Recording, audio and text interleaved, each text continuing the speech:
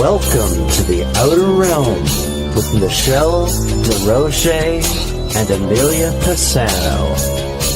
Airing live on the United Public Radio Network, 105.3 FM in New Orleans.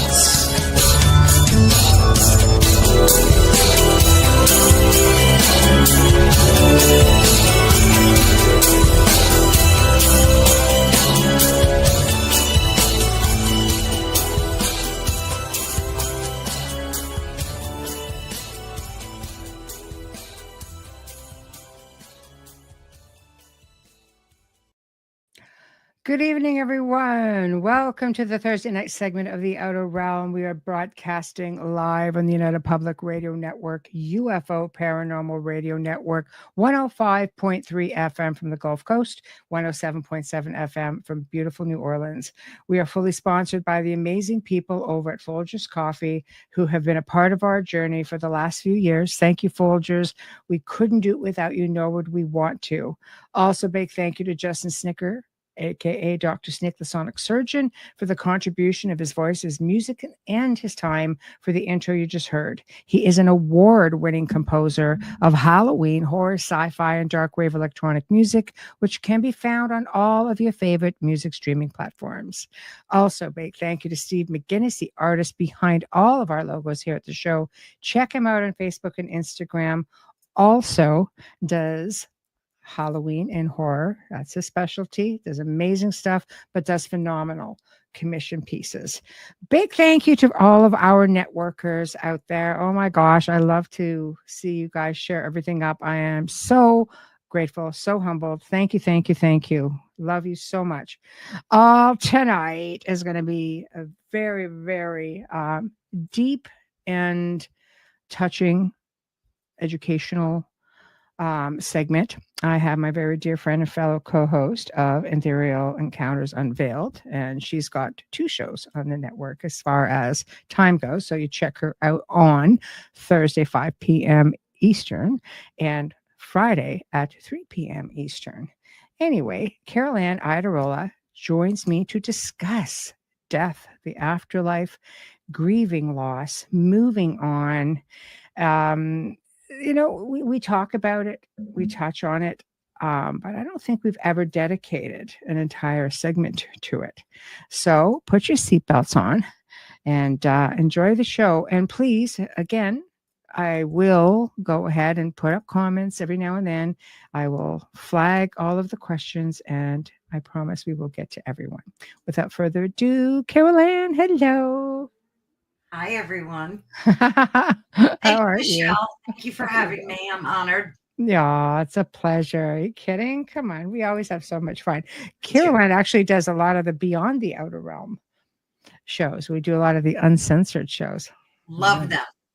Yeah, right. Yeah. Oh, boy. There's only one place you're going to find those. You guys know the drill on that. So, wow. Hello, Blue Star from Rumble. Hello, hello, hello, hello, Janie. Hi, Janie.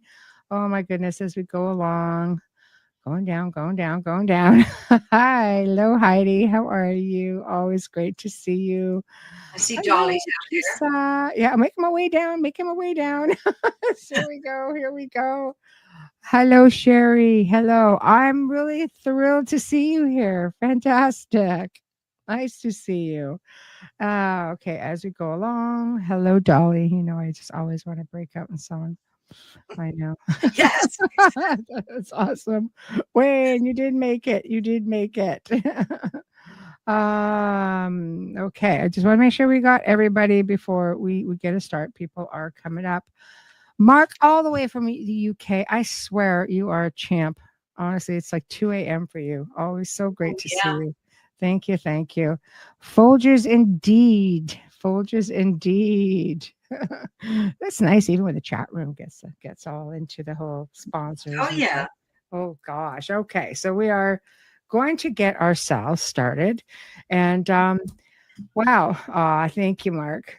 Where do we start with something like this? Do we explore? I mean, I find the afterlife itself There's just so much on that. There's so much information. And I think there's a lot of misconceptions with it as well. So what do you want to start with the afterlife, or do you just want to get into what are you comfortable with? Because this is going to be a little bit about your journey. Oh, thank you. Since somebody keeps saying, we'll have that conversation. It's funny when you brought that up. I never really thought about it before, but I don't think we've ever dedicated like a segment to it, and that kind of is interesting in and of itself, because a lot of people I find get very uncomfortable, when you broach this topic, death, grief, that kind of thing. Yes. I've experienced it firsthand myself for the past 3.5 years. And it's always interesting to be the observer and still be the experiencer at the same time. So yeah, I think this whole thing is it's good for people. I think so. People from all walks of life, and I think there have been quite a few people, including myself, who have experienced it in the last, 2 to 3 years, especially. So where shall we start? Where do you want to start? Do you want to start about your journey with this, and going into, we can get all into the heavy duty stuff after with Afterlife? We could definitely do that. The interesting thing that I realized about grief itself is that it doesn't have to be the loss of a person that you love. You can grieve. And of course we know this cognitively, but to know it like intuitively is a different thing. Like lose your job and have terrific grief. And all of the rules for grief still apply. So, we all lose pets. We lose our possessions sometimes. So loss is something that, as uncomfortable as it is, we all deal with it on the daily, and some greater than others, of course. And then you have like your typical grief stages, which they're great because they're true. They don't follow a sequence, although they list them 1, 2, 3, 4, and so on. So you have denial, anger, bargaining, depression, acceptance, and then interestingly, they added a new one. So there's a 6th one now, and it's finding meaning, and that is it shifts the focus from the loss that you're experiencing into discovering a deeper purpose and meaning after the loss, while still honoring your loved one. But you transform the pain into purpose, and you use grief as a catalyst for spiritual growth, which I thought was brilliant that they added that. I think it's definitely, I like that, the catalyst that sort of just boomerangs you into, the part of your journey where it does change into purpose, feeling useful, feeling, exactly. like there's something that you can contribute to honor that loss. But then you get into that aspect. I mean, if you're really spiritual, I think, people look at the loss a lot differently. Like I say that, but I've never lost a child, for example. So it's easy for me to say, right? With that respect, I've never had to experience that. And I'm so grateful I haven't. I lost both my parents within about, 14, 15 months. That was very sudden. And I always thought, what? I've never grieved the same as many people. I've had losses in my life, and because I know there's the next level of life. They're on the next leg of their journey. But I've never really, I've had, don't get me wrong, I've had some where I've sensed that the loss of the presence being in my life. Like you can't just pick up a phone. You can't just go and drop by and see someone, and I just get right back into work. But I'll tell you, like, of course, with parents, I felt that, especially with my mother. Yeah. My father had Alzheimer's, so he really didn't remember who I was in the last, couple of years. So I had already gone through that grieving, I think, a different type of loss, right? But my mother, who was completely healthy and completely it was just like, wait, what just happened? And then you realize one day, because I have such a busy life, that, I went from when I first moved out of the house, calling my mother like every day for like years, and then all of a sudden I just got so busy in my professional life as I got older that I didn't speak to her as much as I would have liked to. And then that sort of hits on you. So it's harder when you don't live with someone. Yeah. It's so unique and different for everyone. I mean, before I lost my husband, I met him when I was 18, and we were married for 45 years. Wow. So yeah, a long time to be with you. And the funny thing is, you take them, not that you take them for granted, but you expect them for granted. Like, you expect they're just going to be there all the time. And while cognitively that we're all going to pass, and it's something that we all do, obviously, I just never imagined it would happen. I always thought it was going to be way down the road, and I kept telling myself that. And it just hit me like a ton of bricks, and I felt like, I hate to use this analogy, but I felt like I was inside of 9/11 when it crashed to the ground. It was that bad, Michelle. It was so bad. It's taken me a good 3 years to not cry every day, like that bad. Yeah. And it's funny because I watched so many documentaries on grief and people talking about grief to try to help me heal. I had a grief counselor I still talk to once a month, but there's just no words to describe. And then I heard this guy on Instagram who talks about grief, and he said the reason you feel that, and it made so much sense to me. He said, because when you're with someone, love someone, whether it's brother, sister, husband, doesn't matter, your DNA and theirs become entwined. And like you actually do become physically entwined with this person. Your DNA meshes together on a biological level. So you're not only grieving emotionally, but you're grieving physically, because your body knows that something is supposed to be there and it's not there. And that like made a lot of sense to me. Yeah. So, I mean, it may seem woo-woo to some people, but it really is a fact. Your DNA does entwine with those. Thank you so much, Janie. That's so nice. Thank you. Yeah.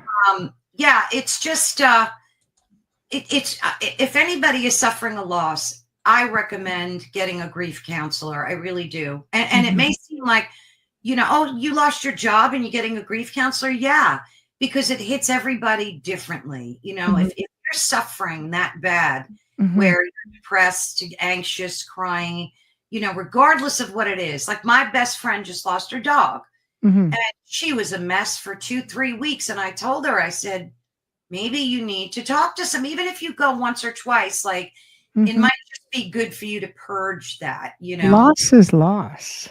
Exactly. Loss is loss. I mean, some people have great coping mechanisms. Other people, not so much. I mean, I always thought I did great with loss, but again, I've never lost a child.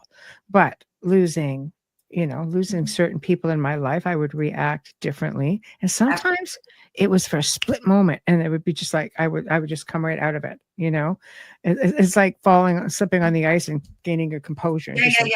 Didn't hope nobody saw that. It's just like instinctively, I'm just like, no. Like, I think I just conditioned myself so much to say no. Like, be happy for them. They're over. I'll tell you, like, when my best friend died, we're going back many, many years now without aging myself. It's been a long freaking time. That's all I'm gonna say. Anyway, I had a visitation. Like, I was really struggling with that loss because, she would call me like pretty much every other day, almost habitually. Exactly. And I'm just like, you find yourself just watching for the phone to ring, back then, like there was no cell phones, aging myself, but no cell phones. And it just, I don't know, it just impacted me. So I ended up having a visitation from her. And I, in this dream state, this visitation, she's sitting on a couch and she's sitting like on the edge, like we're facing each other, and I'm just looking at her and she's going, She's going, you don't realize how happy I am right now. Oh, She goes, that's beautiful. well, she had a really tough few years before her passing, and she ended up getting sick. And she goes, I am so happy right now. And I'm like, and I just looked at her and said, well, what am I supposed to do without you? Because we used to joke because I could never remember things. Nothing's changed much, but I could never remember things. And I would always say, you carry all the memories, right? Childhood stuff, because she was a childhood friend. And she said, you'll move on. And I was like, well, shit, all right. I've been told. And you know what? From that moment on, I did. Yeah. But it's almost like she just had to give me a little smack and just say, go on. Like, it's okay. It's like, it's like, this stuff. And I'm just like, yeah, I do. So you just need to be taken out of that. Yeah. Yeah. And it's funny because in my case, like I could know all those things, talk to people about them all the time, interview awesome folks on NDEs, near-death experiences.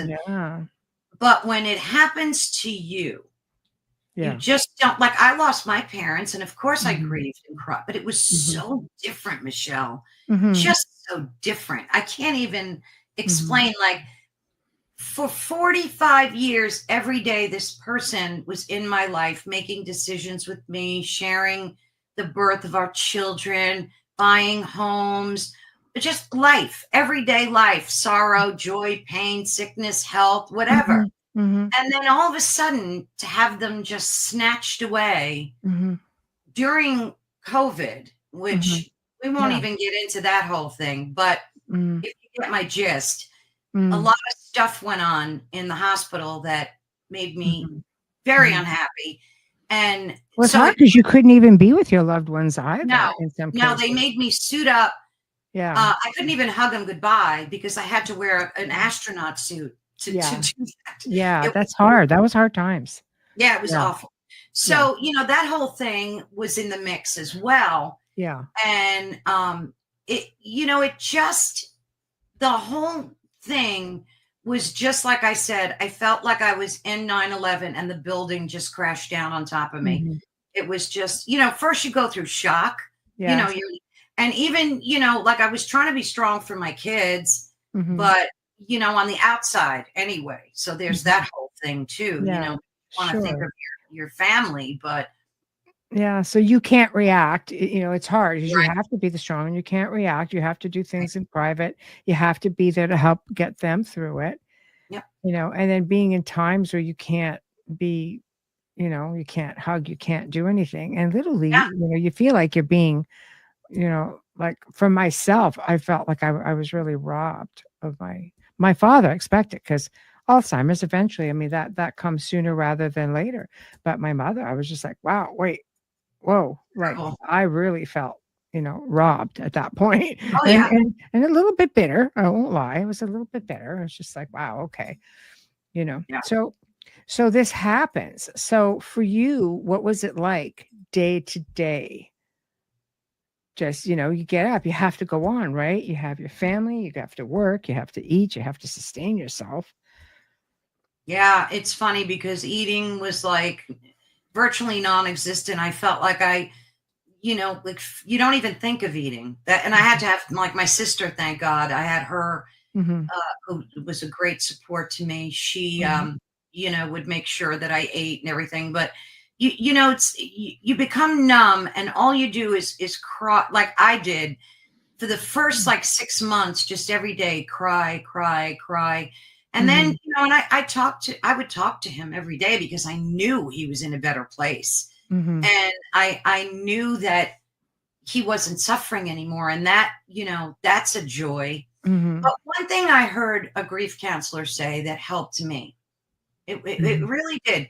He said, grief is like having a big stone in your pocket and it's huge and heavy. And when you first put it in there and you try to walk around, you can't. You're dragging the stone, right? He said, but you got to do it every day. The stone is there every day.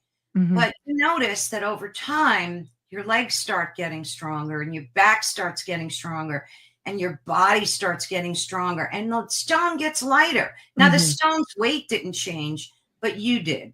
So, and that's really true. Like that's what happened to me.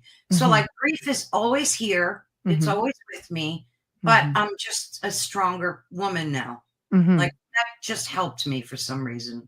No, absolutely. And there's no time limit on grieving.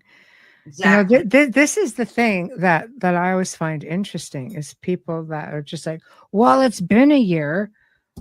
Well, excuse freaking me. I didn't realize I was on a schedule. You know, did you have people who would approach you and say, okay, look, snap out of it. Now it's time. Like what? Yeah, I've even had family say that to me. Like, it's 2 years already. Don't you think you should move on? And there are cultures that go years and years. Like they were black for 5, 6, 7 years, 10 years, depending on the, you know, on the culture. Absolutely. Or the beliefs, the religious belief system. Like, you know, it goes on and on. I'm telling you, Michelle, it's almost like taboo. It's so interesting. Like I said, if I look at it as the observer and as the participant, because I would watch people very closely, how they would approach me after because they also knew my husband as well. And I would watch the behaviors and they varied from person to person. Some of them were very like, I can't talk about it. Don't want to talk about death. Don't want to talk about grief. And they would just be like, oh, I'm so sorry, you know, and change the subject. And other people, you'd get hugs and tears. And it was just so amazing to see how differently everybody reacts when you bring up that topic. Oh, some do much better than others. Yeah. Alan is asking if you can address this. Hey, Kurt, this is why I don't do it on purpose, but I find myself distancing myself further away from everyone so I don't get hurt or let down. I always just stick to myself at the end of the day. Gosh, that nailed it, Kurt. It really did. And it's not anything good, bad, or indifferent. It's just who we are. You know, that's like a part of your monkey brain just protecting you as an individual, you know, and I mean, I don't think I was like that. Like before my husband passed and I had experienced that, if someone I knew of either their family passed or friend, I was not that person that would just brush it off. I would sit with the person, talk to them. But like I said, everybody is different. And I respect that. I would not get annoyed, Michelle. I wouldn't get insulted. I really learned how not to take it personally because they don't mean it at me. It's just them. They can't deal with it. They're protecting their own self. So I completely respect that. And if somebody doesn't want to talk about it, I'm out. You know, I'm not going to say a word. If they ask me, of course, I'll talk to them about it, but I get it. So Kurt's exactly correct. It's all about self-preservation, really. Yes. Teresa says the physical absence of our loved ones, just deafening. You have to relearn your life, and offers her condolences, of course. Thank you so much. See, kind words are everything. People don't realize that, but you know, when I had a kind word from a stranger, even or a hug, you know, and it meant it would change my day. It would, you know, I'd get up crying in the morning, but if somebody showed a little consideration and understanding, it would flip my day. It really would. So it's a good thing to remember that you know, just a little hug, a kind word goes a very long way, very long way. So what was the either breaking point or catalyst where you just said, okay, look, you know, I have to sort of come out of this a little bit more. You're welcome, Kurt. You're welcome. Yeah. Not so many people value my opinion. Well, you're in good company. We value it very much. Absolutely. Absolutely. My chat family. Yes, absolutely. That's a great question, Michelle. And of course this differs for everyone, but I had my sister pushing and it was good. She did that. It was annoying. And there were days I just wanted to like say, go away, but it was really good that she pushed me the way she did. She didn't do it in a hostile way. She did it in a loving way, but it was enough nudge to get me to snap out of it. And I one thing Joey told, my husband's name was Joseph. I called him Joey. Before he passed, he knew, like, and this is before he was really sick. But you know how you get that intuitive feeling when you know death is coming for you? Yeah. Like, I'm sure, Michelle, I'm preaching to the choir telling you, but he knew. And he said to me one day, when I die, I want you to find a boyfriend right away. And I said, you're crazy, you know, and I was telling him all that stuff. And he said, no, I'm being serious, because you're the type of person that you shouldn't be alone. You need to have a man. And he gave me that speech, you know. Oh boy. Yeah. Not a little awkward when your husband's saying it to you. So I was so mad and everything, but and I quickly dodged out of that conversation, because who wants to talk about something like that? Yes. But, you know, I remember him in the hospital, because we only had video chat. He said it to me again. And then he said, just remember, I never, ever regretted marrying you. I have no regrets, and I want you to be happy for the rest of your life. So, like, remembering that, yeah, kind of pushed me to, like, hey, I'm here, I'm alive, I might as well. I know Joseph would be so mad at me if he saw me crying every day. Yes. Of course. So what do you realize? I mean, this happens, you know, you go through the heart sinking, and you go through like, oh my God, my life is over. You know, for the most part, life as I know it is changing, you know. Then when does it kick in? Like, did you guys ever talk about spirituality or reincarnation or the afterlife? Or okay, so you guys were communicative about that. Yeah, big time. Right. Yeah, big time. And the funny thing is, I was more so that I influenced him, and I taught him a lot in that area. But he had an out-of-body experience once, and it was so funny, because he was trying to explain it to me, and he didn't have like the words for it. So I think he knew that there was an afterlife too. And I'm reading the comments. Yeah. I just flashed comments up. No. I love it. Yeah. I love it. Yeah. It's great. Yeah. So one thing I want to mention, though, and this may be a little off topic, but I talk about it a lot on my channel. Not a lot, but lately a lot for some reason. Yeah. I was talking to Jerry Marzinski about demonic possession, especially in schizophrenics, right? And I've had so many conversations with him about these demonic entities that can take over and not possess you, but occupy. I guess they're oppressive, you know, in that sense. And the reason I'm mentioning this is very much related. Is because after my husband passed, about a week after the funeral was over and all the people went away and I was here by myself, you know, that kind of thing. I started getting, and it wasn't a schizophrenic voice.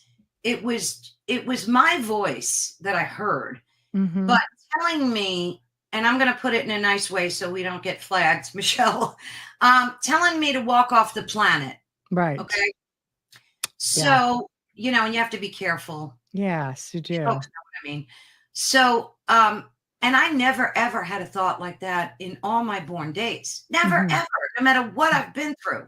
And then it started getting progressively worse, like with each week that passed. And it would be like, you don't need to be here. He's not here. What's your point? Your kids are grown. They'll be fine. And that type of stuff. Yes. And it got so bad that it would happen a lot during the course of a day. And then I realized what it was. And it was, I think it was a demonic entity or force trying to beat me spiritually. Saw that I was in a weakened state and wanted to take advantage of that. And then I started praying heavier than I ever did. And within another week or so, with a lot of my prayer and meditation, it just stopped. So And I mention that because in case folks ever experience something like that. They do. I've worked with many people throughout the years, and I've actually spoken about this as well. Alan makes a good point. Demons have no power unless you give it to them. Here's the thing with that, is that when you are in a state, grieving is so difficult. And one of the main reasons, aside from the obvious, is that after the process has happened, after the death and the loss has occurred, people start looking for signs. They want signs from their loved ones. And absolutely, they are in that, as you mentioned, that weakened state. So, I'll give you signs. Yeah. And the next thing you know, exactly right? It. The signs start happening. Now, all of a sudden, you are accepting the presence in a way, because you're being tricked into what these signs are. And that's what leads to a downward spiral if you don't catch it, and some of it is so obvious. But to show you how some people grieve, I remember I was asked to work with a woman. She messaged me and she said, I have a recording. And I've had recordings left on my answering machine after someone I've cared about has passed on. Like perfect, old-fashioned beep answering machines. Like I've had that right on tape, so it's not digital at all. And so when she messaged me, she said, yeah, she goes, I need you to help me with this message. I'm a bit perplexed. I was like, okay. It just happened that she was in the same city I was in, so it was manageable. I could do it. So I go in and she plays this message, and it was a growly, and she basically, it was calling her an F and C, right? And so anyway, what happens at that point, she looks at me, and says, I need to know if that's my husband. I'm like, did your husband like you? Well, I guess because I didn't know how, to me, it was an obvious. Oh my God. I'm listening to this going, this is growling at you and calling you a pretty crappy name right now. So she just looked at me, and then she started doing what we always say, don't ever do this, especially in your own home. And she started doing voice recordings. Something had come in during her grief. She was distraught. Yeah. Her husband's car was still in the garage. She would sit in it to pick up on his smells, trying to find this common ground of just trying to connect. And something else came in. And the more recordings that she did, the worse it got.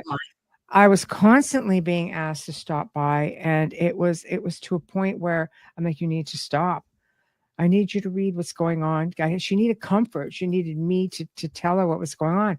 It got so bad, I finally had to say, I'm not helping you by doing this. I'm making it worse for you. And I can't in good faith do that. You need to speak with a professional, or go speak to person of your faith, your parish, or a physician, or a grief counselor. Why would you think it was her husband, though? Did it sound like him, or was it just growly noise? Oh, no, it was like, you effing... Beep, beep, beep. I was just like, I don't think your husband would call you that. But it got worse and worse and worse. Now, here's the kicker. Okay, wait for it, everybody.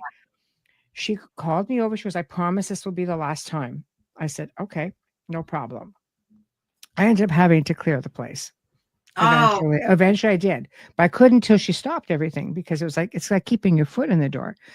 So I sat down. And she said, I've assembled some people. I was like, sounds serious. Okay.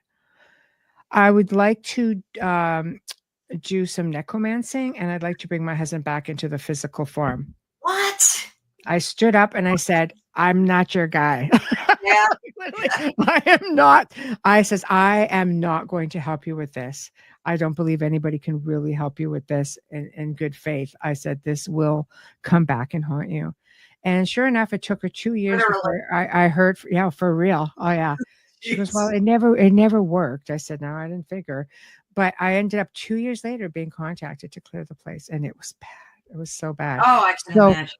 this is where it leads you. They get you at your worst point when you are feeling the weakest and the most vulnerable, when you're just hurting and you want just the one sign. If oh my God, I could do a whole segment on people that I've helped who were grieving losses of people that they loved and the after effects of what came through.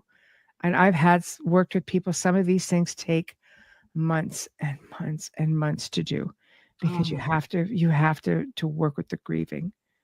And you nailed it about the sign thing. Yeah.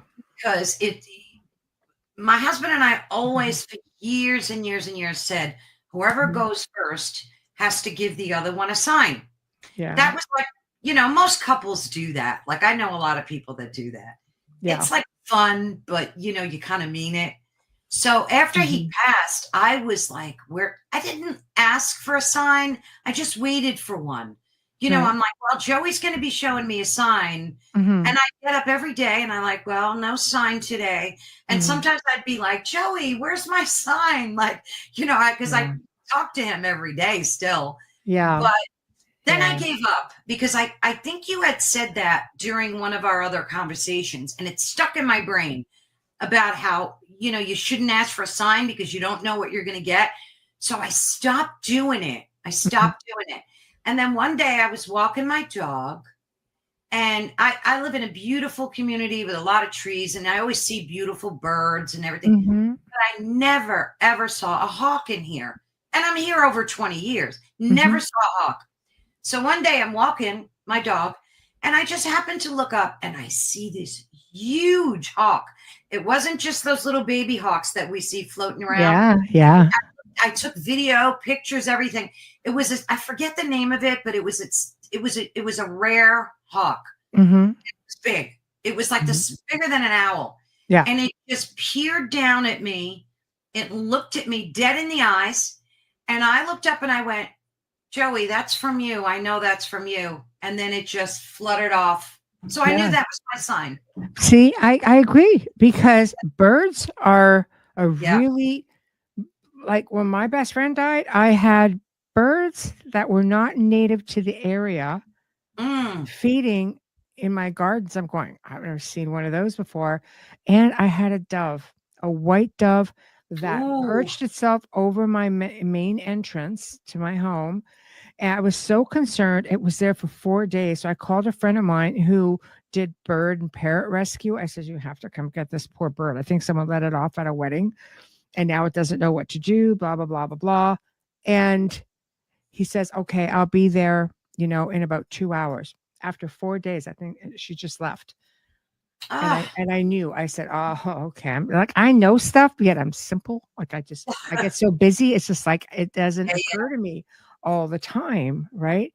And with my mother, it was cardinals because they were her favorite bird. And I was seeing them all the time. I think birds, because, there's just so much wisdom there as well. Like they're messengers, birds.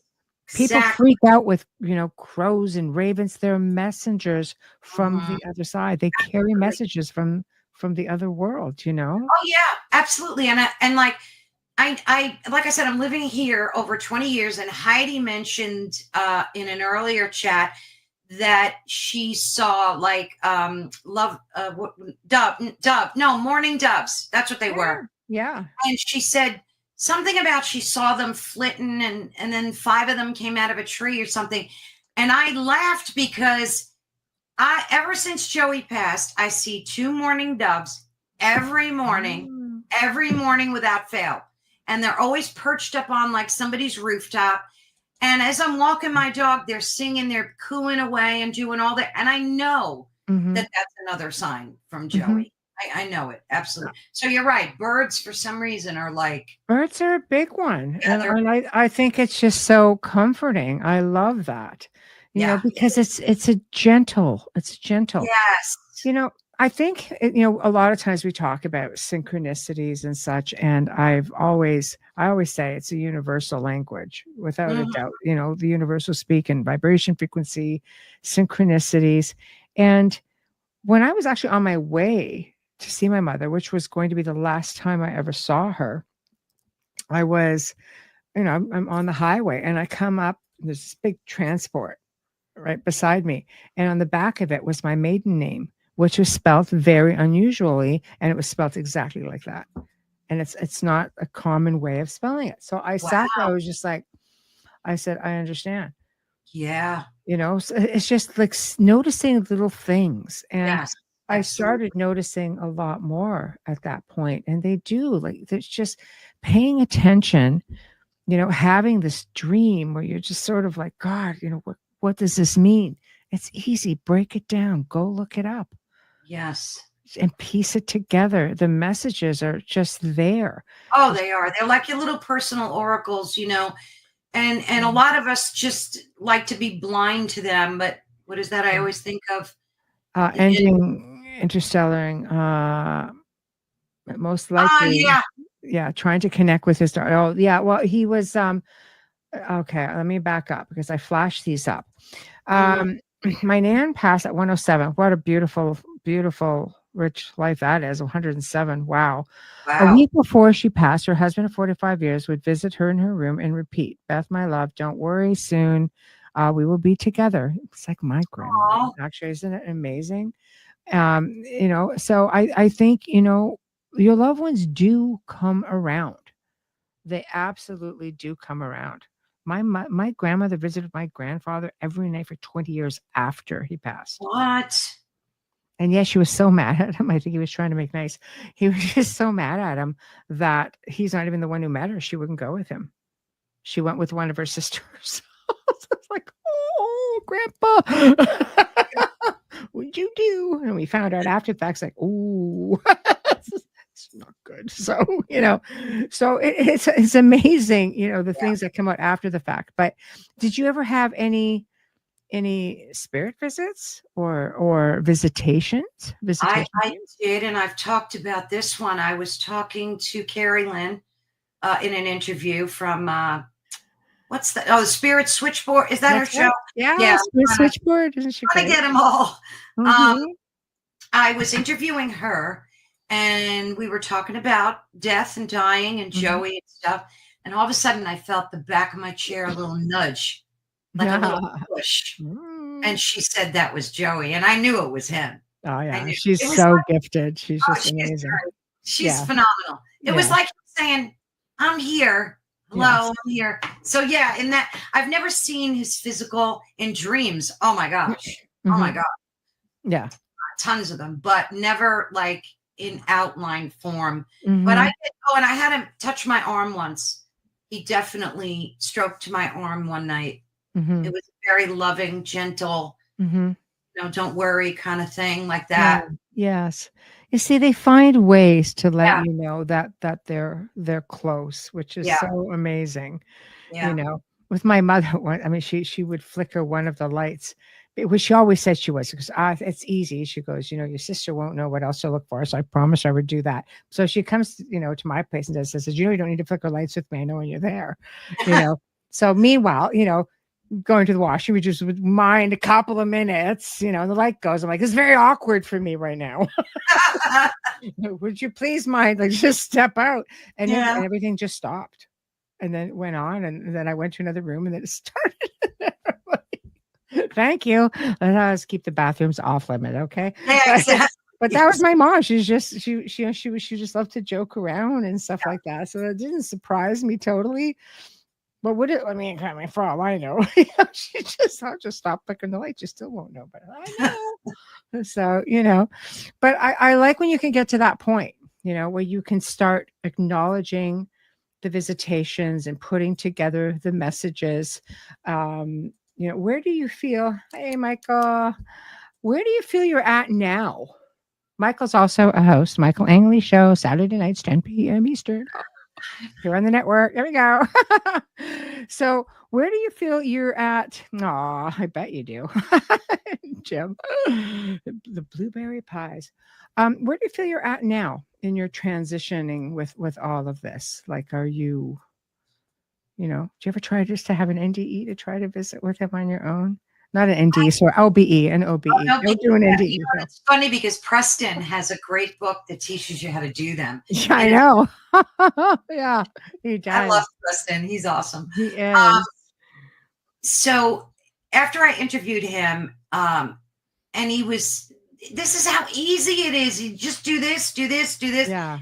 And he's like, and don't forget to do this. And so I read the book and I said, I'm going to try it. And I tried for like 2 weeks, nothing, right? Crickets. Yeah. And then one night I did leave my body, but I didn't see Joey. I saw some dopey musician, like some stupid rock star.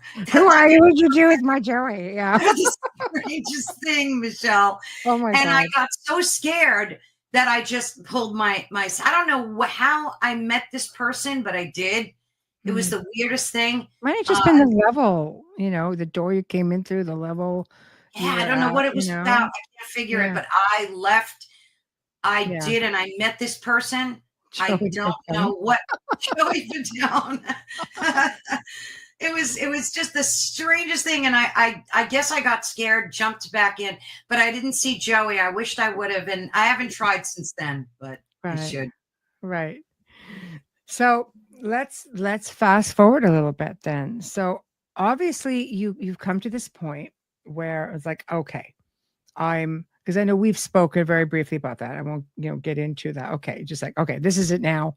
I'm going to be proactive. I'm going to move on. Not that you forget or that you ever miss a day. Oh, no. The grief is always there. Oh yeah.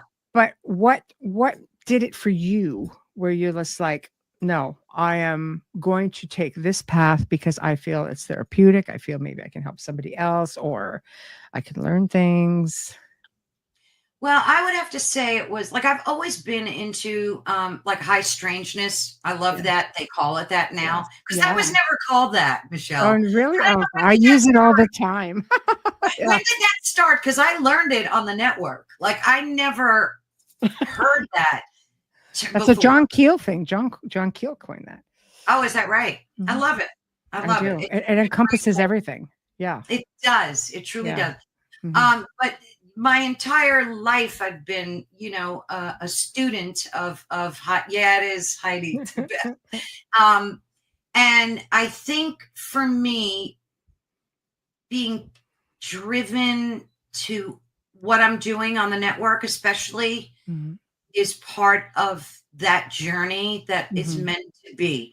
So when I said before about how they added a 6th to the grieving, the list, it's so true because you do try to make sense of this tragedy that happened.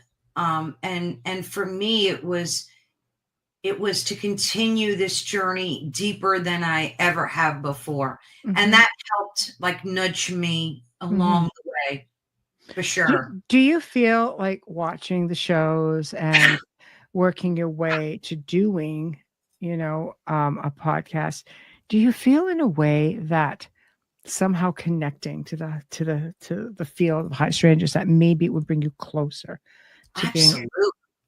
Gosh, you ask all the right questions, girl. Yeah.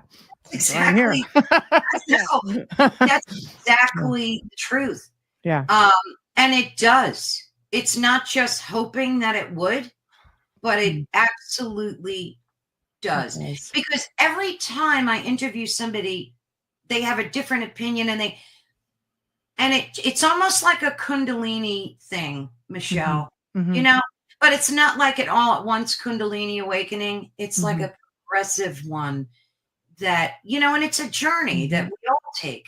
And as an empath for me, and my husband knew, and he would always joke with me and say, Carolann, you're not from Earth. Where are you from? Come on, tell me. I can take it. With me all the time. But so doing this and you do this 24/7, Michelle. This has been your life's work, right? So you understand better than most that it truly does bring you closer to, like you were talking about the afterlife. I got such a broad spectrum idea and knowing by interviewing folks that have had NDEs, and each one of their stories are so uniquely different, but they have similar cross undertones. Yeah. Yes, that are there, like it's almost like ley lines. They're there, and they all have this in their story, but yet they're so unique and so beautiful. And I think I've only heard one maybe that wasn't so great, but then it turned great, so like he passed away and he was in this dark void and it was awful. I felt a huge tabby cat. Oh yeah, don't feel you have to read. I just put them up. Yeah. I'm always so intrigued by what folks are saying. Yeah, you see, you want to go after it, absolutely. Yeah, I remember said huge tabby. Yes. But so it's so, and it does pull you closer to and it in terms of grief and sorrow, it does help relieve that pain, that inner pain in your core, because like you said before, you do know that there's something far greater and far better than this matrix that we live in.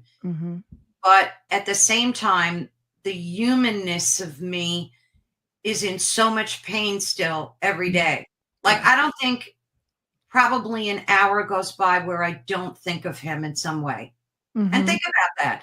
If you had to think of, like, say you're sitting here working, you're doing whatever you're doing, and it's you're just constantly pulled to think of that person. So it's been 3.5 years of that every day still.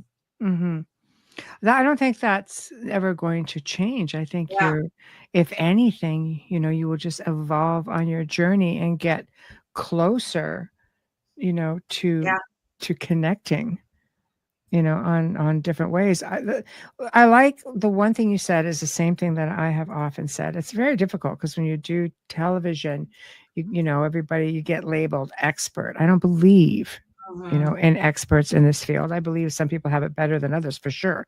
I am by far no expert. It's just trying to make media understand that. And you answer, they make you sound like you're always answering the same thing. You always believe the same thing. No, it's not the case. It's just, I've always called myself a student. People will say, okay, so what's it like being an expert? I don't know, because I'm just a student. Right.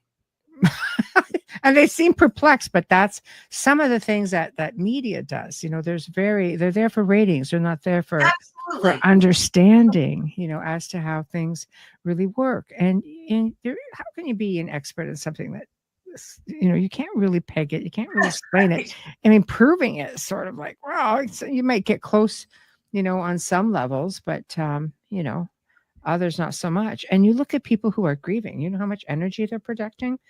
Major psychokinesis and telekinesis being tossed around. And it's really, really difficult, So always bear things like that in mind as well. I think we are all students of life, never mind just the paranormal. This is a journey. This is a journey of learning.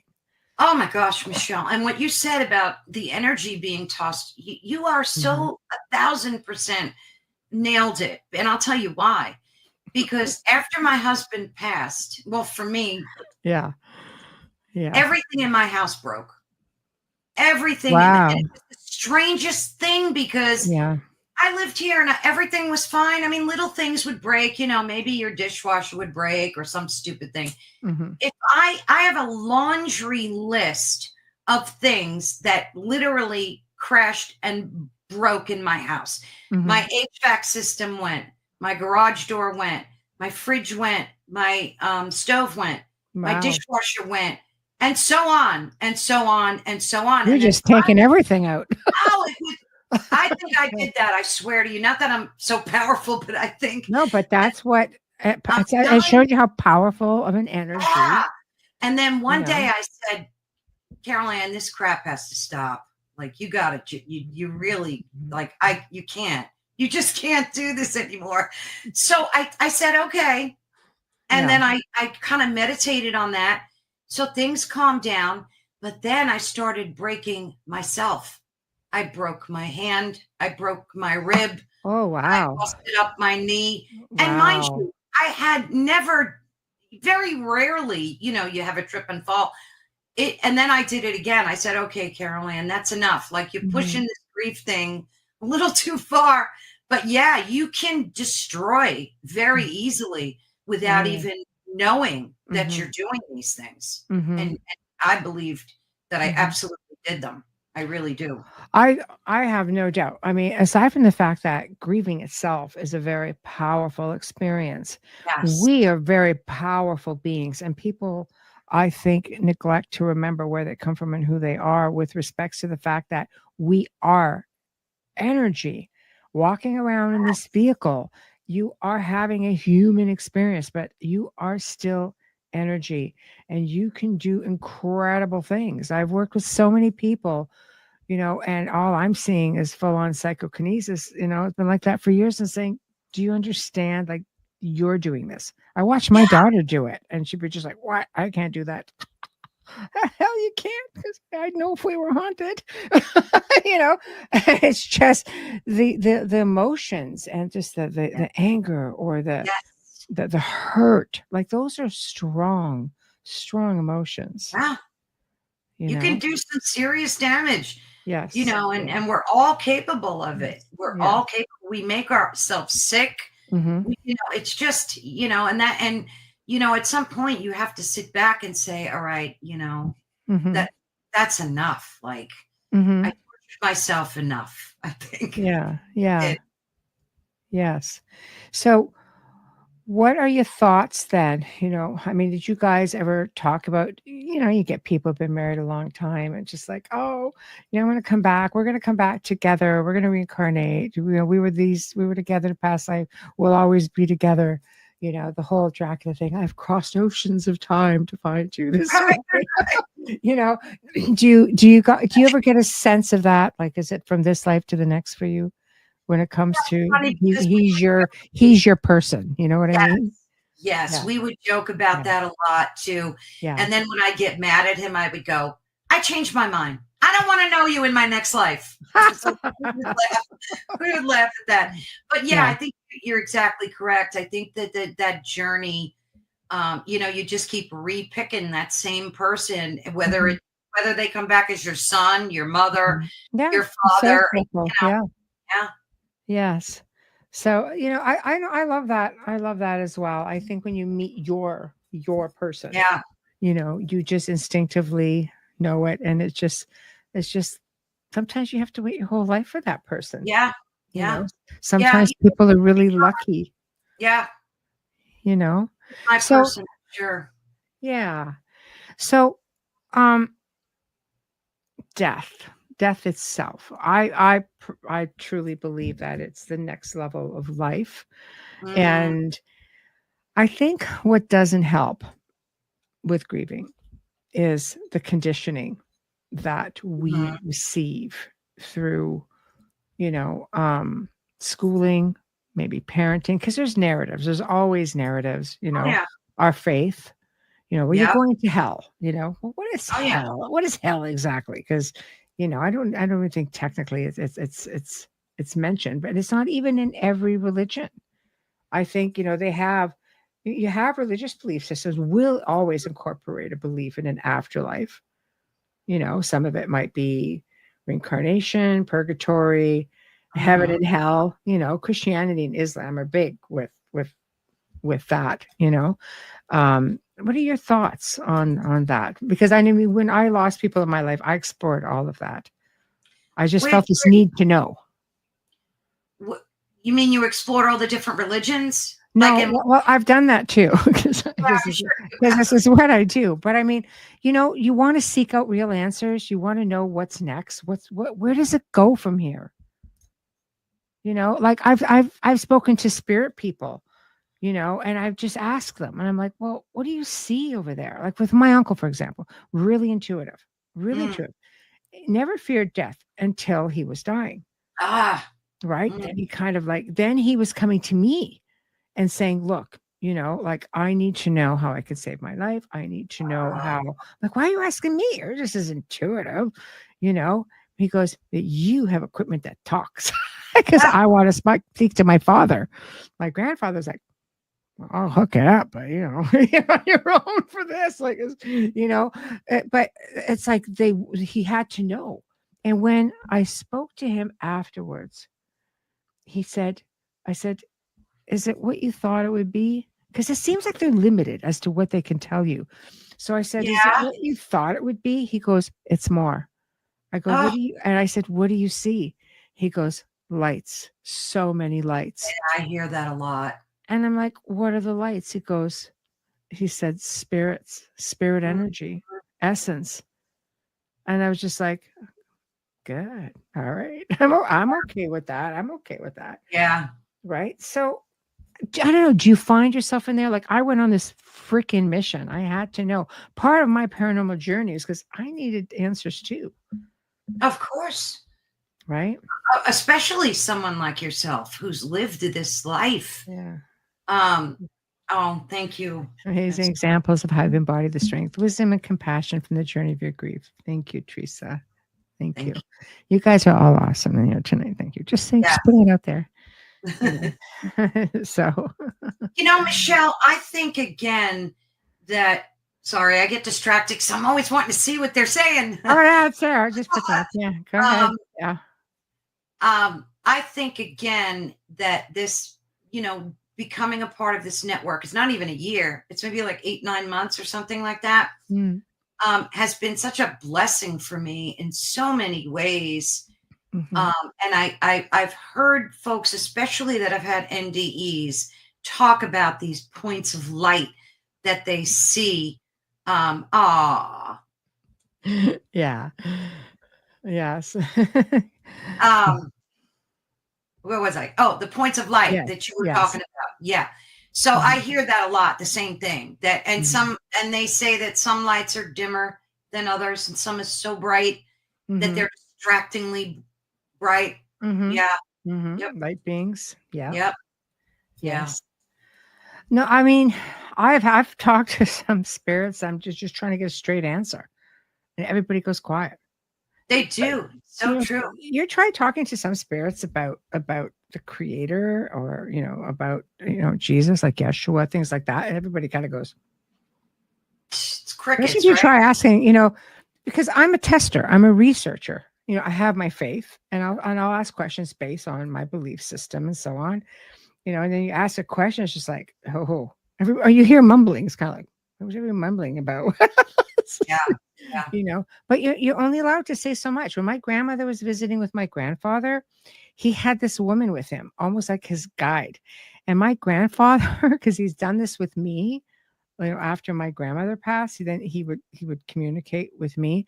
And I remember stories of my grandmother saying to my mother, because she goes, and she would speak in French, essentially, like a Mozart fascist, kind of like something cow. And she wasn't too happy. He goes, always trying to get him to be quiet because my grandfather would say things he wasn't supposed to. But oddly enough, in communication with him, I would hear that female voice saying, that's enough. That's enough. Oh, wow. Maybe they hear her say, what did I say? I'm like, oh. Yeah.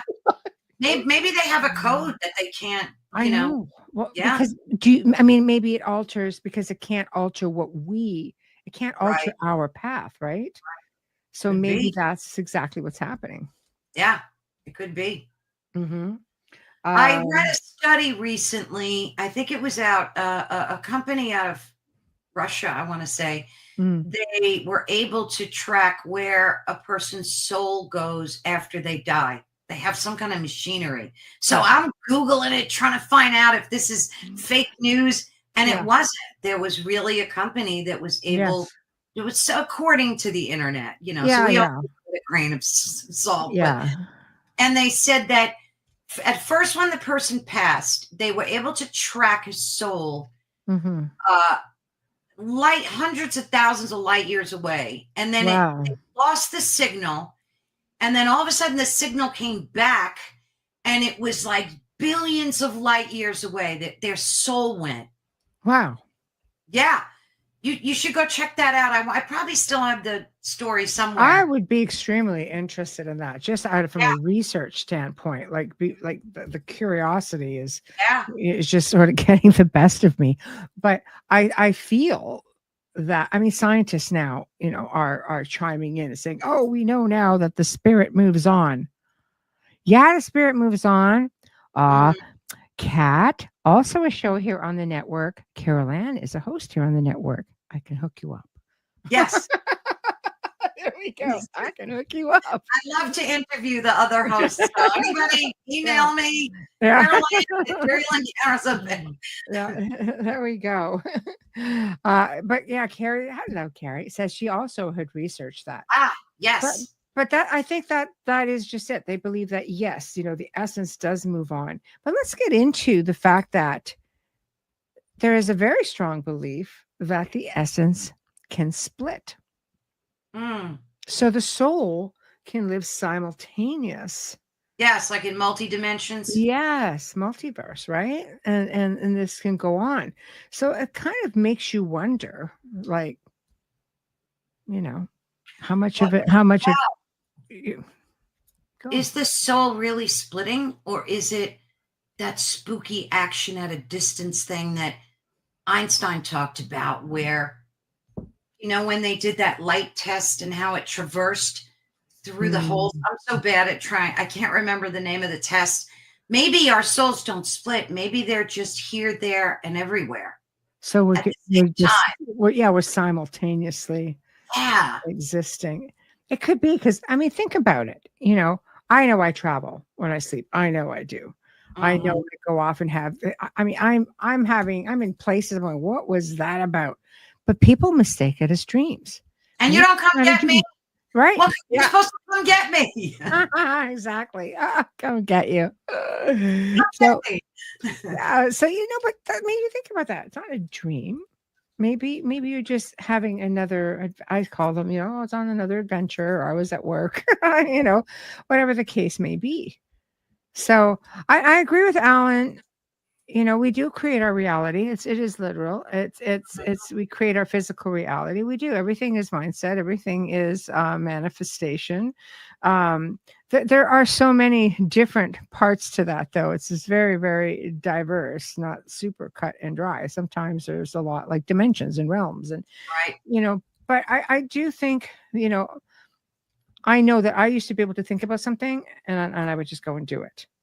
Yeah. People say, well, that's lucid dreaming. Okay, I could fast forward, rewind. I could pick up where I left off the night before. I could do all kinds of things. And then somehow it just kind of went, it's like, oh, great.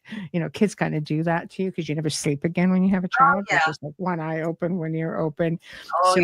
Right? You never go down far enough. Right. But I don't know. I mean, what are your thoughts on afterlife? What's your thoughts on, let's say, what's heaven, what's hell? I don't think that either of those places are somewhere that you go when you die. Yeah. I just don't believe that on a personal level. Mm-hmm. We always hear about how, Earth is this like school where, we get this education here and then we move on. Well, the great question, move on to where, to what? Then they tell you, don't go to the light. It's a trick, because that's just going to keep you in the reincarnation. Oh, like the soul trap sort of thing. Yeah, trap. Right. And I've heard people that have had NDE say that that's not true. You're supposed to go to the light. So, like you said, Michelle, it's like crickets when you talk to people. You get different opinions. I tend to think it's the school of life here. Mm-hmm. And that seems to resonate. It's a trap, Heidi says. It is a trap. And there's men in it.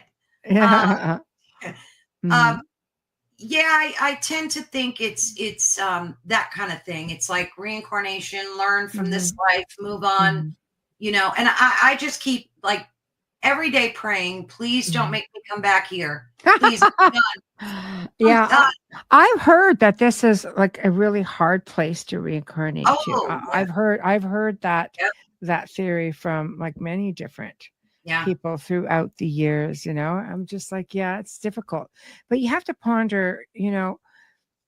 I mean, we're so conditioned to fear the darkness through movies or just through Oh yeah.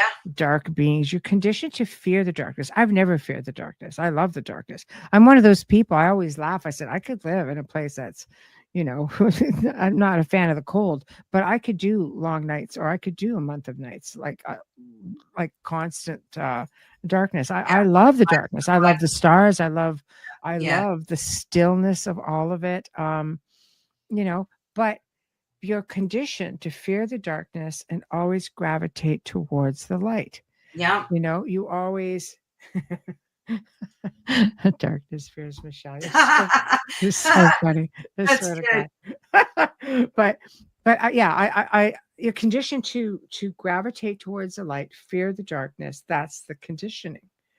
And then we get into this reincarnation thing, and then you have everybody who's like, no, reincarnate, you were this in a past life, you were this in a past life. They make it very exciting, so when you factor all that in, there's so much emphasis put on the conditioning part of it.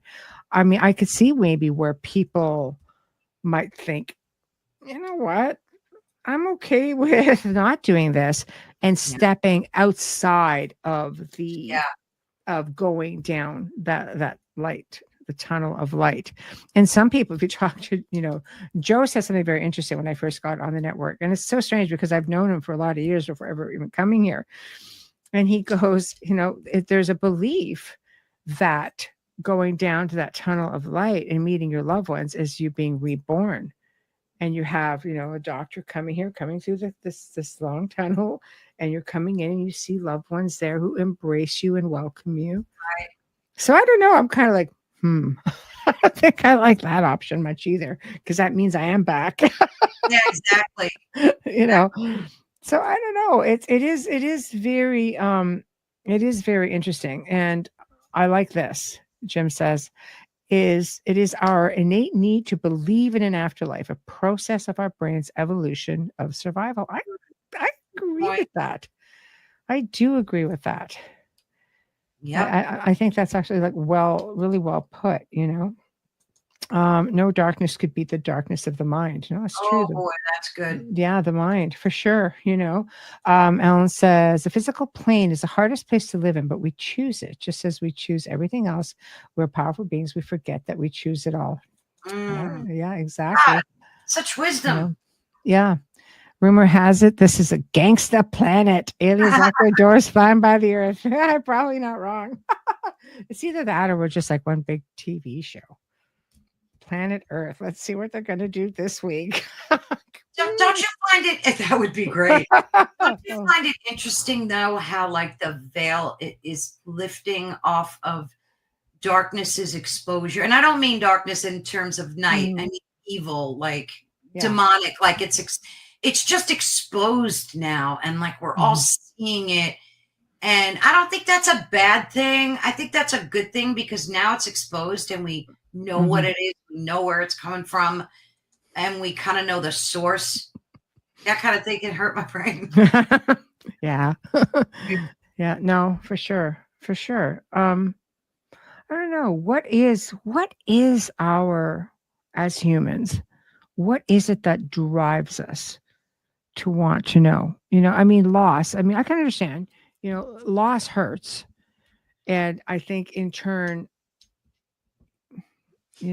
does it create, you would think, does it create a fear of dying?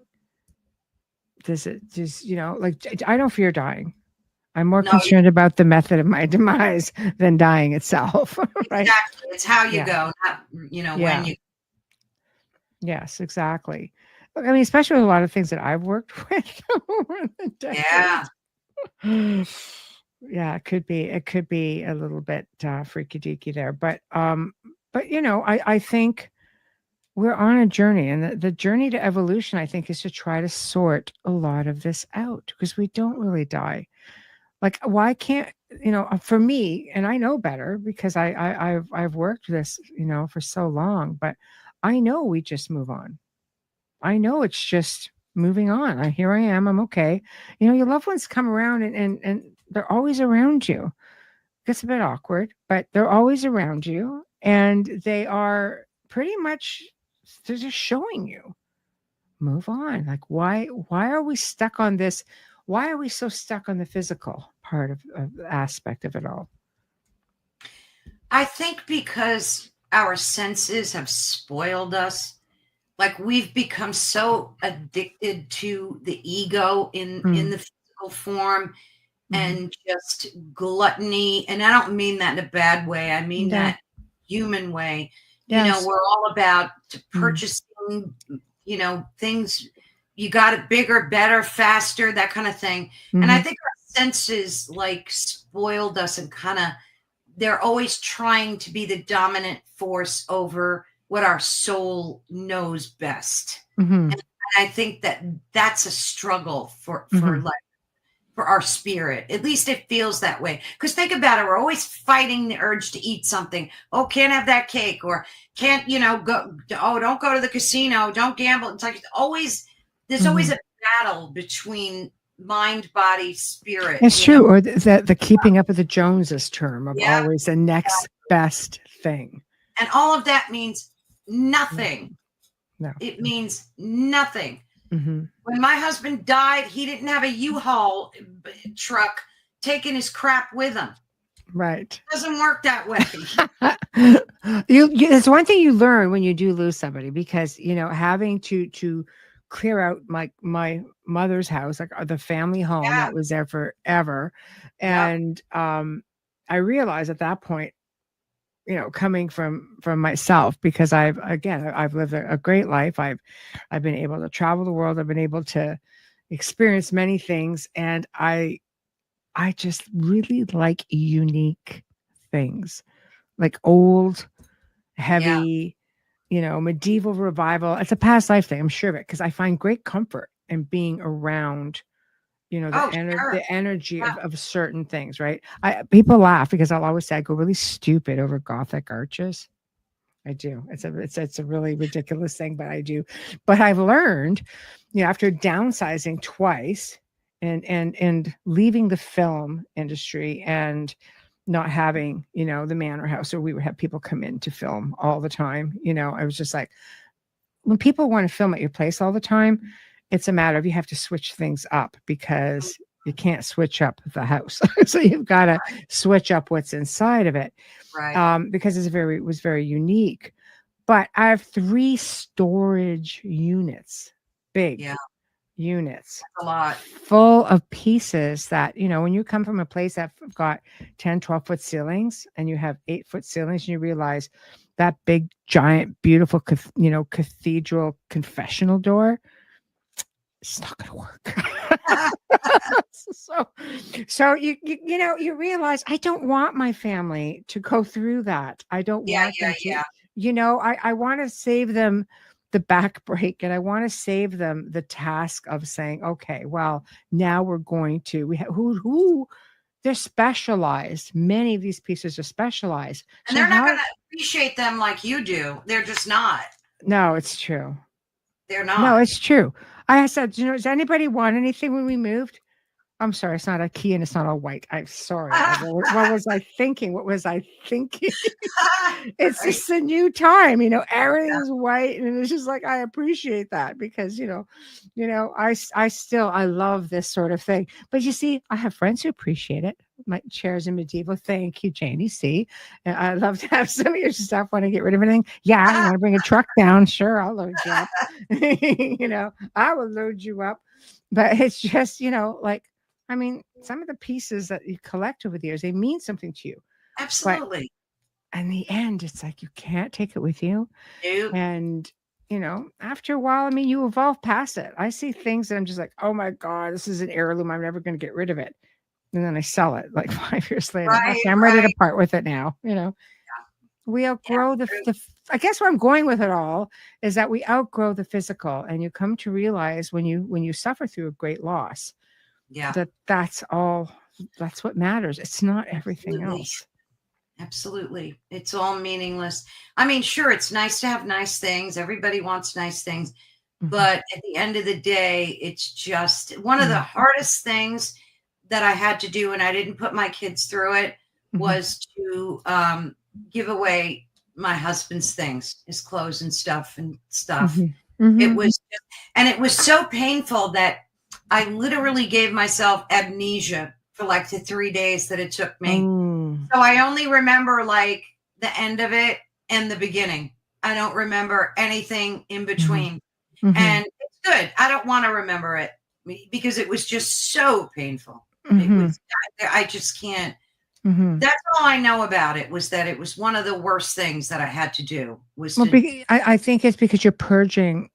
We think when we do that we're purging that person away, you know. And my grandmother and my grandfather suffered 25 freaking years. So when everybody's getting rid of her stuff, they had to get rid of his stuff from the 25 years before.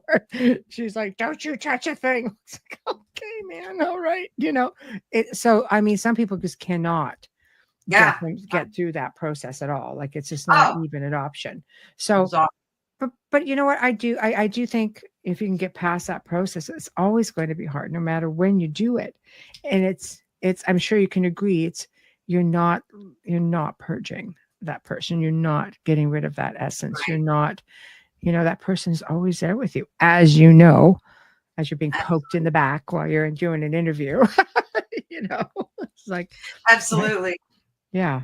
Yeah, but that was, you know, these things are all lessons. I truly believe that they are, because you just, after each one of them, it changes you to the core. It really does. It you know, whether it's losing a loved one, losing your pet. I mean, you know, any type of loss. That's why I thought it would be so good for people to hear this, because it's such an uncomfortable topic. Nobody really wants to talk about this, Michelle, except me and you. Yeah. I think some people, do much better with it than other people. Some people grieve really hard. Oh yeah. You know, like I mean, I have family. If a celebrity dies, it's just a major event. I was like, oh my goodness. No, it's true. They just do not do well with it. What about your perspective on let's say the afterlife being a state of being, more like like connecting to a higher power instead of being a physical location, kind of getting into consciousness or something. I think a sense of being. Yes, I absolutely think that's a distinct possibility. And I think that once we surrender our physical bodies, that's something that can very well be a viable possibility, that we're just all these, we're just this energy, and it's got to go somewhere. We know it never gets, you can't create it, you can't destroy it, right? So it just is. And it goes back to the state of isness. You know what I mean? Isness, it just goes back to what we were meant to be, our true nature. I fully believe that. Yeah. No, for sure. To me, the body is just a burden. I mean, it's a great way. It really is. It's just a burden. A burden, yes. It truly is. And that's the one thing that makes me not afraid to die, because you're shedding this weight and this, I mean, yes, it's great because we have our senses, and they're just as wonderful as they are awful, right? But I think that when we shed this body, that our true nature is truly exposed. And I think you're right. It's just energy going back to the state that it was meant to be. I think it just goes home. It just goes back to creation, to energy, into the universe, and wherever that place may be. It's so difficult because we have, again, there's so many theories, and you have science saying, no, this is a thing. You have, yes, now we know the essence moves on and trying to figure it out. You have, religious beliefs that tell you it's a thing. We have a lot of good theories out there. And I've been asked that question so many times out of the numerous interviews that I've done through my years. And my only real answer is, I'll let you know when I get there. Because you can't give a real definitive answer. Your faith, because some people have such strong faith. So this is the way it is, because this is what I've been shown. This is what I've been taught. This is what I resonate with. I resonate with a lot of things too, but it doesn't mean they're accurate. Then you get somewhere. Absolutely. I mean, I'll use my uncle for an example. I mean, he grew up, as a person of faith because, my grandparents were like that. And, as they evolved in their journey and embraced their spirituality and embraced their gifts and things like that, it was sort of, that belief doesn't completely change. It just evolves. Yes. So to hear from him, I was expecting him, which leads me to think, like, is the next level part of our manifestation? Like, if he was, if anyone who thinks, for example, I want to see baby Jesus, is that who they're going to see when they get there? As part of their manifestation, their wants, their right. So if you're, for my uncle, as his beliefs evolved, it didn't mean he didn't believe in the belief of God and Jesus and Mother Mary and all that, because they were raised Catholic. But for him to say there's so many lights, like I feel close to the Creator, like I feel, because you're back to being in a part of that creation. You are a part of that creation, right? Absolutely. So there's something that is just so far beyond, I think, the things that we are taught here. And it doesn't mean you can't or don't take it with you. It just means that it's all connected in one form or another. Yeah. I mean, and we only have, the vocabulary to express so much of it. And I think from talking to people that have had such astounding NDEs, they have a different way of it. I could never re-explain someone's NDE the way they can. For sure. And it's just, and you're right. The ones that really have a strong belief in Jesus do see Jesus. That's right. Yeah. The ones that believe in Buddha do see Buddha. That's right. So I fully agree that you're taking down that path of your own beliefs. I think so. I think so as well. Carrie, it's funny. I asked my spirit guide, or my spirit, I'm assuming that's what you said, who really was the genius that created us humans? She replied gently, it wasn't mine.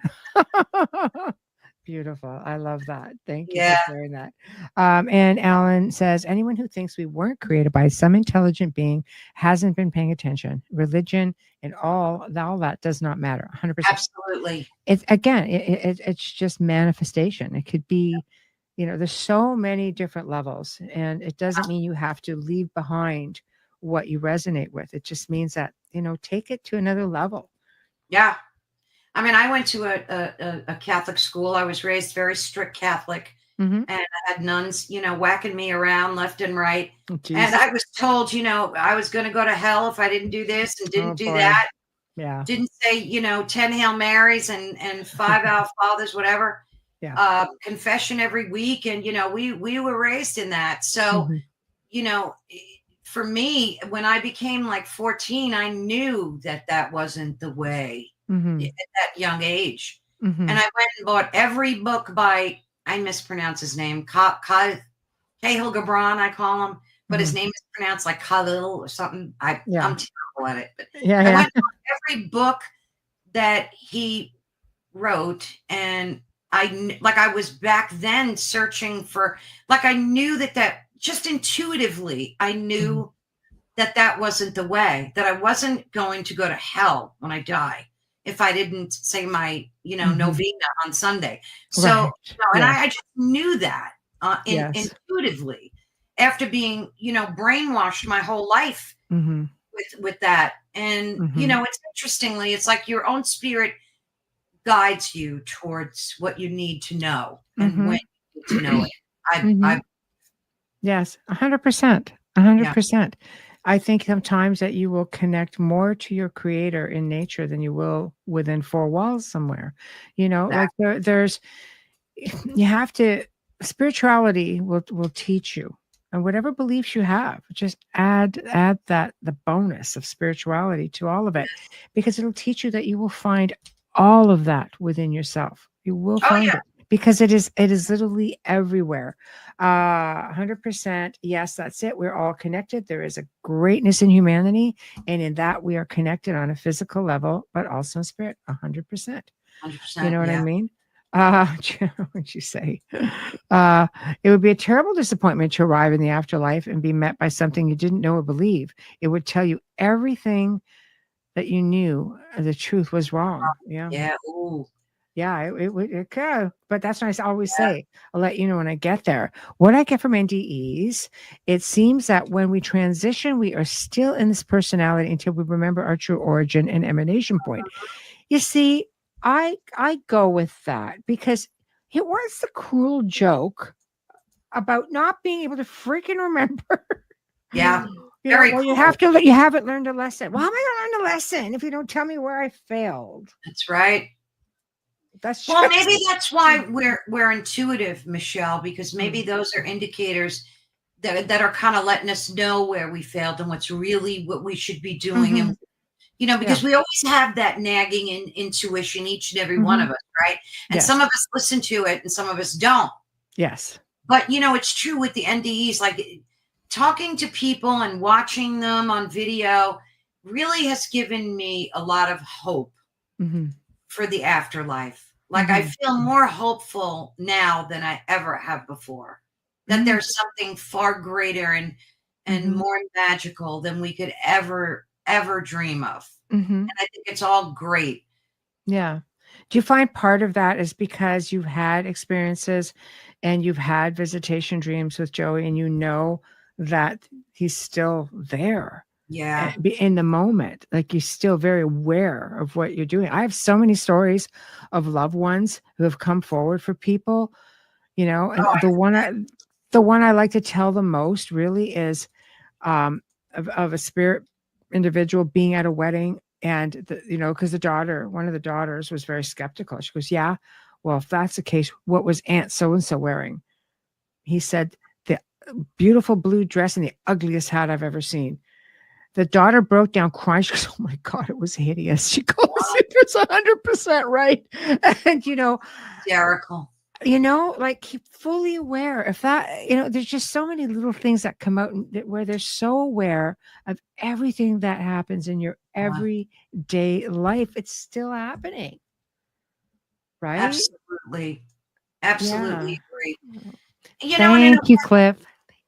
I appreciate you. Thank you. Oh, thank you. Loves the topic. Oh, how good sweet. Subs up. Yeah, thank you. So do you find that has put you in that state of mind where you're like, okay, I think it's okay to let go just a little bit now and go off on my own and my own journey now. Knowing. Absolutely. Yeah. You nailed it. That's exactly correct. Right. Because it is a journey, and I had a journey with my husband, and that journey ended as all journeys do. Yes.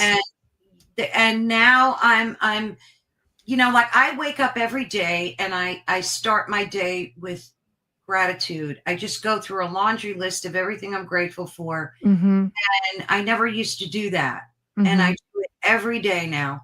And I thank God for allowing me to have another day here. Because all we have is this moment. That's it. We don't have the past. We don't have the future yet. So all we're giving is the power of now, just this moment. And I've learned to cherish that. I really have. Yeah. It gets me all verklempt. Yeah. No, I mean, it's. Yeah. How can you not, right? Yeah. I know that I find after talking to so many people who have suffered through losses, myself included, that I start listening more now and I start paying attention to the synchronicities. I find myself listening more to even nature because it's the simpler things, but you realize we ourselves are a miracle. We ourselves, nature, everything around us that has been given to us to care for. And some people feel very miserable at caring for this incredible planet, and all of that it encompasses. And that that is also part of our journey. To be grateful and to just sit there and look at the simplest things. Also I sat there the other day for about a half an hour and just watched this little bird fighting with like a piece of something in its mouth because it's nest building time. And I'm just like, it's freaking amazing. It's so resilient. But it's just like, but this is what I think we don't take the time to do. We don't take the time to enjoy those little things. I mean, life keeps you busy, the system keeps you busy, but I think, you could really connect to source a lot easier if we took the time to look at the gifts and the messages, synchronicities. Like, they're everywhere. It's one of those things that once you see it, you can't unsee it. Exactly. Right?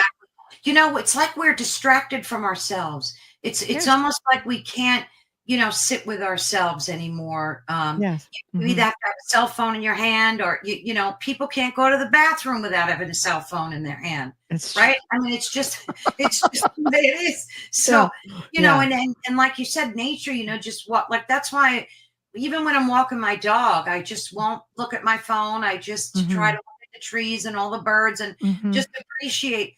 But it is all about gratitude. What is this? I think it's hard. I'm going to go through a few of them. Wayne says, I think it's hard because people for the last 4 decades or more were in the physical with people we love and care about, to suddenly need to learn to move past the physical into something we can't see or touch. It's like people who go for psychic readings. I always say, there are so many gifted people out there. They don't need to use cards. They don't need to use anything. But I think the receiver, it's easier for the receiver to see something physical and go, they look at the cards.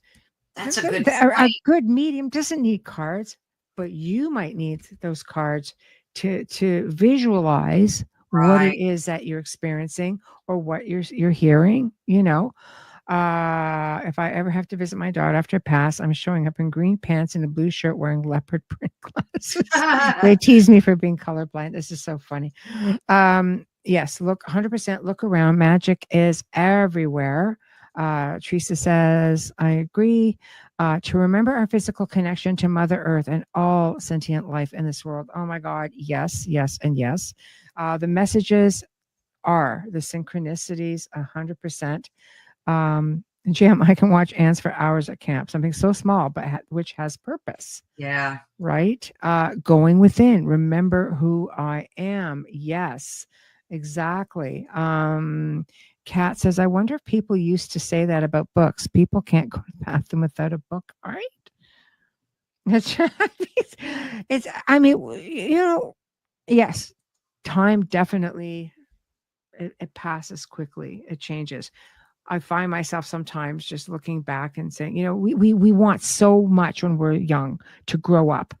I want to grow up. Don't want anybody telling me what to do. I want to do this. I want to do that. Then when you're there, you sit back and I think to myself, God, I wish I could go back. I wish I could go back. Right. See my mom and dad, just having, Christmas dinner with my grandparents and just people they're just gone. Right? They're just gone. And you realize simpler times. It's just like. Yeah, absolutely. Right? Yeah. Every day I would get up and go, where are you, Joey? Where did you go? Yeah. And I would just talk to him and hope I'd get an answer. And I'd be like, I know I'm not going to get an answer, but. How do you know? How do you know it's just not left as like a sign? Yeah. Instead, how do you know? Like when you're talking, that little bird isn't sitting there on the window ledge. I mean, we're kept so busy. An example I like to use is, I use this for people who are like haunted people, but it does apply to people who are looking or who have loved ones. It's like, let's say you leave a glass on the table, you go to work, come back, the glass is moved. Will you know the glass is moved, or will you say, yeah, I left the glass on the table? So we don't pay enough attention to our surroundings. So here you are sitting there having this conversation, like, where are you? And he's like, look, behind you, there's a bird on the window. That's me. Right. You're not going to see that. You're just like, oh, where are you? Where are you at? Meanwhile, this bird is like, come here. Like, do you think that's like part of it? Just we're missing out on. Absolutely. That's why when I saw that hawk, I knew. I was like, Yeah. And I took like a sigh of relief. It was just so wonderful. Yes. To just know, like I knew that was my sign. Yes. There was just no way around that. So it was great. You know, you have to go to those magical moments when you're going through. I know it's hard, easy to say, hard to do, but there will be good things that come from grief. There are good things that come from grief. You know, any suffering, there's an empowerment that takes place inside of you. And I think we need to love ourselves more, respect ourselves more, stop negative talking ourselves. All those things are a part of it. And after you suffer, you know, and it's true, after you suffer, you do have awakenings. You just do. I like that. Part and parcel to it. What was your awakening? What was that aha moment for you? I think I want to use the word completely, but I'm not afraid of death. And that was a big one for me. I'm truly not afraid to die. Because I know it's like, that was an aha moment for me, not being, and just liking myself as a person better, because I was never just me. I was always me. A couple. Yes. Me and Joey. There's us. We. And then I woke up one day and I just said, it's time you get to know yourself again, girl. Yeah. That was like an aha moment. Yeah.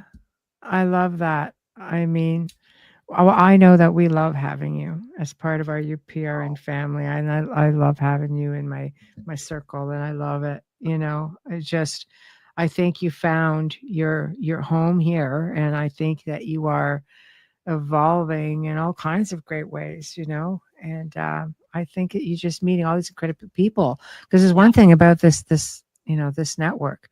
When I say, you know, like the UPRN family, I mean, we look out for each other. We, you know, like we just do. I mean, you need a guest, sure. The guest didn't show up, you know, you're available. Yep, I'm there. You know, like it's just we resonate with one another. We just do in our chat family. I mean, we're so grateful. You know, like so many people in our chat, they'll support a lot of the shows, and then we have some who are, you know, who are just here. They love the show. I'm humbled that they love the show so much. Yes. You know, the awakening would be terribly difficult, necessary, but hard nonetheless. It can be, but it could also be really, really beautiful too, I think, you know. Such a great lady. Love the episode as usual. Well, I can hook you up.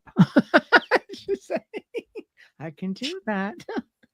So, okay, it's time to promote yourself. We're getting up there. So tell us about your shows. Tell us what you have coming up. Just go. Oh, goodness. I have a lot coming up. One of the things and I have to say this before I promote myself, is I'm so grateful to you, Michelle. You've truly become a friend, and I never met you, but I feel like I've known you forever. I do. Yeah, thank you. I think you're one of those people that I've known before. Oh, probably. You're a wonderful spirit, and you're just such a good person, and a generous and kind person. And I absolutely adore you. Thank you. You're so kind. You made me cry now, but thank you. But I just had to say that out loud, because I truly mean it. Thank you. Yeah, thank you so much. And thank you for having me on tonight. I had a lot of, I hope that this helped other people, you know, dealing with anything in their lives that, like I said before, that they've lost. So, but I have shows twice a week, which kind of shocked me, because I never expected that. I always go once a week, but it's good. It's going good. And the Friday shows are pre-recorded. They're for the guests that like live in Europe and can't make the live. So they're Friday at 3 p.m. Eastern Standard Time. And who do I have on this week? Oh, well, what is today's date? The 5th? Oh my God, I have to look. Well, tomorrow's Friday. Yeah, it's crazy. Today I had a really good show with Judy. Yes. She suffered from schizophrenia and recovered. And that that's an amazing story. I think everybody needs to definitely check out. Mm-hmm. And we have our conspiracy theory coming up on the 6th. Am I right? That's tomorrow. That was for those of you who missed Beyond the Outer Realm, since it's a daytime show. Yeah. It's with Carolann and I. You're gonna We'll get catch sick it of on me, her Michelle. show. No way. Will never happen. Right. No. So I thought it would be too much. But yeah, I love doing that show with you. And then it airs on my channel like a few weeks, maybe 2-3 weeks later. Yeah. Mm-hmm. There's so much fun. So please be sure to watch tomorrow Michelle's show, of course. Yeah. We have some good ones. We do, because that was part 3. And I think part 4 is 1 second. We're doing another one on July the 1st. Dun, dun, dun, dun. Yeah, that's coming up too. Yeah. So the show tomorrow is our 3rd show. It is. Right? Am I right? Yes. Oh, and yes. it's you gotta watch it, guys. It's really good.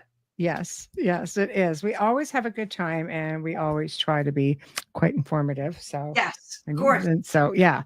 So unlike myself, you'll probably actually be able to still see it on YouTube with Carolann. Oh, so far, keeping my fingers crossed. Yeah, you're a little luckier than I am with that. I don't take the chances, and neither does the network. But everybody someday and have no YouTube channel. Yeah. Well, yeah, one day it'll come to that and you'll be like, oh God, here we are. Subscribe to Rumble. That's about right too. Apparently YouTube gets a bit ornery about that too, just advertising that. So next week, guys, Tuesday, Beyond the Outer Realm, Mark Ollie, my dear friend Mark Ollie, all the way from the UK. We're going to be talking again about forbidden knowledge and hidden archaeology. Grand Canyon, Antarctica, things of that nature. You're going to see a little bit more of those topics coming up, even on the main show, because I have a couple of guests coming on in July. Won't spoil it right now, but we're going to really start getting a little heavier into stuff like that. I get asked about it a lot, and like, all right, darn it. I can't say no to you guys. So we are going to take care of that. Wednesday, for the very first time on the Outer Realm, Joshua Cutchin. And this is going to be talking about the similarities between the UFO phenomenon and the Fae folk. Oh, that's good. I know, right? And Thursday, another friend of mine and fellow researcher, Dan Hammond, is going to be, he's a researcher of the obscure, the paranormal, cryptids. And we have had some pretty incredible conversations, and he's one of these people who'll send me photographs and say, what do you think of that? I'm like, is that a freaking wolf? And I'm talking like Dog Man. He's like, right. He gets some really interesting stuff and deals with some interesting people, so it's just fascinating.